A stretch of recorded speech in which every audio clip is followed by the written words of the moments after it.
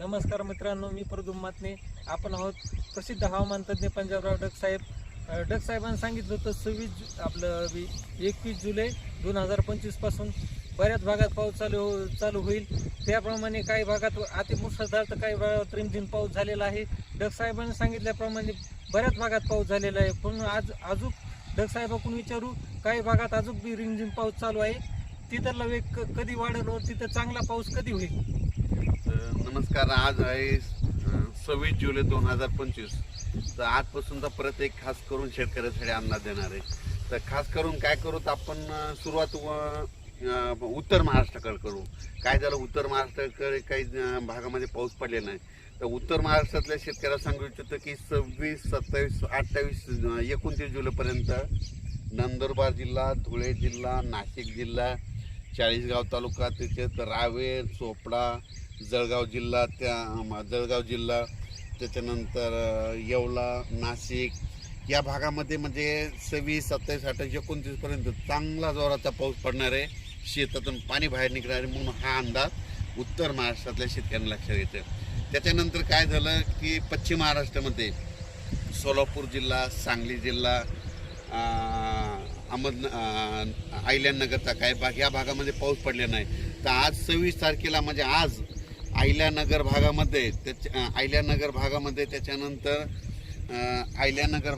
त्याच्यानंतर सोलापूर जिल्ह्यामध्ये करमाळा तिकडल्या भागामध्ये सोलापूर जिल्ह्यात खूप ठिकाणी आज बऱ्याच म्हणजे दुपारनंतर जोराचा पाऊस सुरू होईल. रिमझिम काही ठिकाणी रिमझिम पडेल, कुठून शेताच्या बाहेर पाणी निघेल म्हणून पश्चिम महाराष्ट्रातल्या शेतकऱ्यांनी हा अंदाज लक्षात घ्यायचा. त्याच्यानंतर आपण मराठवाड्याकडे बोलू. मराठवाड्याकडे सांगायचं झालं तर लातूर जिल्हा, धाराशिव जिल्हा, बीड जिल्हा, परभणी जिल्हा, जालना जिल्हा, संभाजीनगर, नांदेड, हिंगोली या जिल्ह्यामध्ये म्हणजे आज 26, 27, 28 पर्यंत चांगला दुपारनंतर जोरानं पाऊस येईल. सरी येत राहतील, जोरानं पाऊस येईल, पुन्हा मग कमी होईल, पुन्हा रिमझिम येईल. पण 28 तारखेपर्यंत मराठवाड्यामध्ये ह्या 5-7 जिल्ह्यामध्ये पाऊस 28 तारखेपर्यंत चालू राहणार आहे आणि 29 नंतर सूर्यदर्शन होणार आहे. त्याच्यानंतर काय करू, पूर्व विदर्भाकडे. पूर्व विदर्भामध्ये वर्धा, नागपूर, भंडारा, अमरावती, अकोला, बुलढाणा, त्याच्यानंतर वाशिम, यवतमाळ या भागामध्ये 26, 27, 28, 29 तारखे 1-2 तारखेपर्यंत ह्या पट्ट्यामध्ये पूर्व विदर्भामध्ये ह्या भागामध्ये पाऊस असणार आहे म्हणून हा अंदाज लक्षात येतात. विदर्भातला पाऊस जरा 1-2 तारखेपर्यंत तिकडे मुक्कामच राहणार आहे म्हणून विदर्भातल्या शेतकऱ्यांनी हा अंदाज लक्षात येतात. थोडंफार काय होईल 28-29 नंतर ऊन पडेल, पण थोडा पाऊस विदर्भात ते चालूच राहणार आहे म्हणून हा अंदाज लक्षात येतात. त्याच्यानंतर काय सांगायचं झालं तर पूर्व विदर्भ, पश्चिम विदर्भ, दक्षिण महाराष्ट्र, उत्तर महाराष्ट्र, कोकणपट्टी, खानदेश सगळीकडं आज म्हणजे असा रिमझिम पाऊस सुरू होईल. कुठं जोरात येईल, पुन्हा कमी होईल, पुन्हा जास्त होईल, पण हा पाऊस पडतच राहणार आहे. आणि कोकणातला पाऊस मात्र जोरानं पडणार आहे हे म्हणून लक्षात घ्यायचं. आणि योगायोगानं आज मी जात आहे करमाळ्याकडे जात आहे, म्हणजे झरेला जात आहे. झरेला एक प्रोग्राम आहे, त्या झरेकडे जात असते. तर त्या करमाळ्या तिकडल्या भागामध्ये पाऊस पडलेला नाही. आज तिकडल्या भागामध्ये हे 3 दिवसामध्ये पंढरपूर तिकडल्या भागामध्ये चांगला पाऊस पडणार आहे म्हणून पंढरपूर कडल्या शेतकऱ्यांसाठी ही आनंदाची बातमी. तसेच काय झालं, अहिल्यानगर भागातले मला शेतकऱ्याचे फोन आले की आमच्या इकडे पाऊस नाही.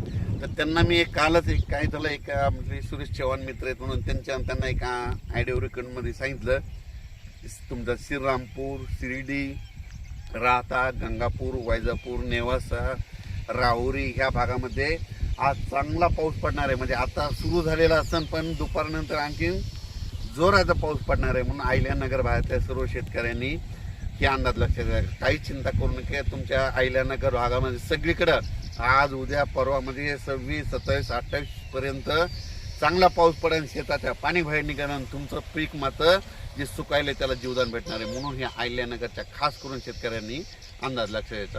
लातूर जिल्ह्यात 3 दिवस झालं पाऊस चालू आहे. धाराशिवला चालू आहे. तरी सांगायचं झालं हा सगळीकडे पाऊस चालू आहे. फक्त पडला नव्हता फक्त अहिल्यानगर भागात, रावेर इकडं, चोपडा, यावल त्या भागामध्ये नव्हता. तिकडे देखील पाऊस सुरू झाला आहे. म्हणून राज्यात आणखीन 28 तारखेपर्यंत आहे. त्याच्यानंतर 29 तारखेला सूर्यदर्शन होईल काही काही भागामध्ये. 30 तारखेला आणखीन चांगलं सूर्यदर्शन. त्याच्यानंतर 11-12 ऑगस्ट पर्यंत पुन्हा हवामान कोरडं राहील. म्हणजे काय होईल, 10 दिवस विश्रांती देईल. शेतकऱ्यांनी काय करायचं, ऑगस्टच्या 10 पर्यंत तुम्ही तुमचे शेतीचे कामे करून घ्या. 12 ऑगस्ट म्हणजे ऑगस्टच्या दुसऱ्या आठवड्यात परत एकदा चांगला असा मोठा पाऊस येणार आहे, म्हणून हे अंदाज लक्षात घ्या. 12 ऑगस्टच्या दरम्यान परत एकदा पाऊस येणार आहे, म्हणून हे देखील सर्व शेतकऱ्यांनी लक्षात घ्यायचं. म्हणजे ऑगस्टच्या दुसऱ्या आठवड्यात पाऊस येणार आहे. पण काय होणार आहे, 29 तारखेपर्यंत 10-12 दिवस शेतकऱ्याला शेतीचे कामे करायला विश्रांती भेटणार आहे, म्हणून हा अंदाज लक्षात घ्यायचा. अचानक वातावरणात बदल झाला तर लगेच एक मेसेज दिला जाईल. मी जात आहे करमाळ्याकडे आणि करमाळ्याकडे जात असताना या धारूरच्या घाटामध्ये या तळ्यापासून हे अंदाज देत आहे. धन्यवाद.